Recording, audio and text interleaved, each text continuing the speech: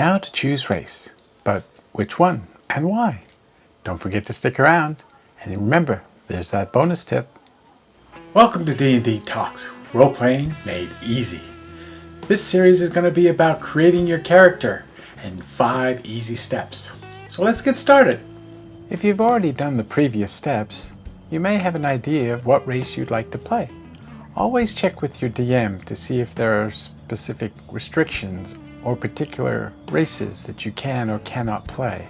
He may have a specific story in mind that restricts certain races that you can play. Most races can be found in the player's handbook, but there are a few in other resources such as Mordenkainen's Tome of Foes or Volo's Guide to Monsters. Check them all out. Choosing race by character and background. Oftentimes your race can be determined by the character you're playing and the background it has. Perhaps your character comes from a seafaring coastal town of humans, or a dwarven stone city deep in the mountains. Maybe your character is a nomadic tribe of half-orcs roaming the Sahara Plains. This is a typical way of choosing your race. Choosing race by skills or abilities. Alternatively, some choose their race by the stat bonuses or abilities that help complement their character. Fighter type classes often need strength or constitution, so picking races that give this type of bonus, such as dwarf, half-orc, dragonborn, usually helps with the character. Magic and spellcasters often need wisdom or intelligence stats, so therefore picking races like high elf, gnome, or tiefling will benefit you also. Sneaky or scout type characters usually use dexterity, so elf, halfling, and forest gnomes are good choices for this type of character. Socialites need charisma. Dark elf, half-elf, tiefling, and lightfoot halflings are good choices for socialites. Does your character need resistance to poison? Then choose a dwarf or a stout halfling.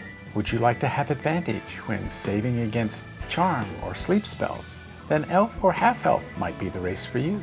Choosing a dragonborn race grants you a breath weapon, giving you the ability to either spew forth fire or lightning, or perhaps acid, or even cold, depending on which ancestor your dragonborn is from. And of course, other or challenge. Choosing a race you haven't played before can often be challenging. Learning its ins and outs, where it can and can't do. Another challenge is picking a race that has difficulty. Drow or dark elves are often looked on as bad or evil creatures, so it's racial hatred for you or your kind. Perhaps going with your party and doing great deeds and becoming heroes will make the townsfolk change their mind about you, at least specifically, if not give your race another second look before condemning them on sight.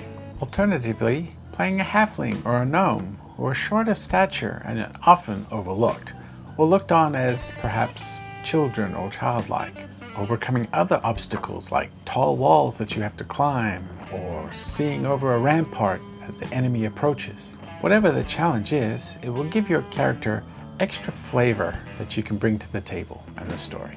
If you're lucky, or your DM is feeling generous, and you have a really good background story, perhaps your DM will allow you to play something special. Maybe your DM wants to test out a new race, or has something specific in mind for the story, and would like to have a player handle things for him. After all, a DM has a lot of things to deal with behind that screen. If you're willing to work with the DM and coordinate things during the game, you might have the chance for a great role-playing experience. So if this series has been helpful for you so far, make sure you hit that subscribe and like button below. In the comments, tell us what races you've chosen and why you chose them. And always remember to look for that link below for the next video.